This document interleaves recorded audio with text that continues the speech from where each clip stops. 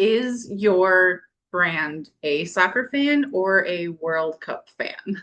So I'm recording this in the middle of the World Cup games of 2026, and it is funny because I played soccer growing up. So I know about the game. I enjoyed playing it. I enjoy watching it, but I don't generally watch any sports at all, including soccer, just because it feels like a big time suck for me. So I tend not to watch it. And then the World Cup comes, and especially now that the World Cup is literally here in the US, it's impossible not to watch it, right? It is everywhere. Everyone's talking about it, everyone is posting about it, and I want to watch the games. I want to cheer on the US, and now I have to figure out who else to cheer for because they just got eliminated last night. Surprise, surprise.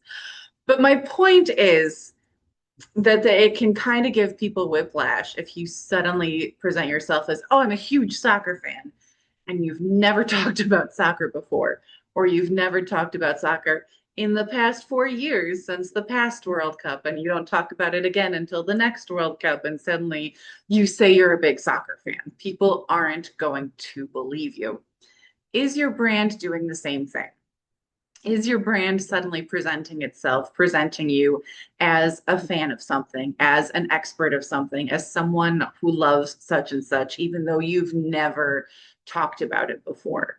Because people do tend to fall into this trap. And again, like I said, I'm posting about the World Cup, I'm talking about soccer and branding.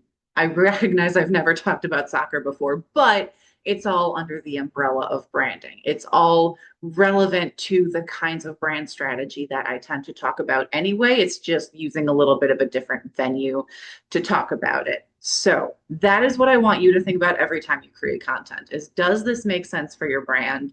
Are you pivoting your brand? And I'm not saying there's anything wrong with a brand pivot. We all have to rebrand every few years, right? Nothing wrong with that. As long as you're intentional about it, as long as you know you're pivoting, and you know this is something that you're going to be doing going forward, and you know why you're doing it. There has to be really strong intention behind it and a strategy behind it. So that is what I want you to think about your brand is, are you just hopping on the latest trend just because, or does this really make sense for your brand? Full disclosure, I will not be talking about soccer going forward after the World Cup. Um, but because everyone is talking about, I will be talking about branding. I will be talking about brand strategy. I will be talking about do's and don'ts and brand myths for the foreseeable future, right? Yes, talking about branding has been a pivot in my business, but it was a strategic and intentional one. Talking about soccer is just something I'm doing right now because it's fun. So that is what I want you to think about. Are you doing something strategically? Are you doing it just because it's fun? It can be fun and strategic. Branding has been that for me for sure, but it has to be strategic. There has to be a why behind it. You can't just suddenly present yourself as, now I'm this big fan of something that you've never talked about before. And let's be honest, you will not talk about again for the next 4 years. So that is my tip for you. And if you have any questions about that, if you need help figuring out if this makes sense for your brand, if you should make this pivot, if you should make a different pivot, if you should stay in your lane, but maybe talk about it a little bit differently, always happy to have that conversation. You can reach me here on YouTube. You can reach me over at LinkedIn. I think I'm the only Allison Verhalen on there.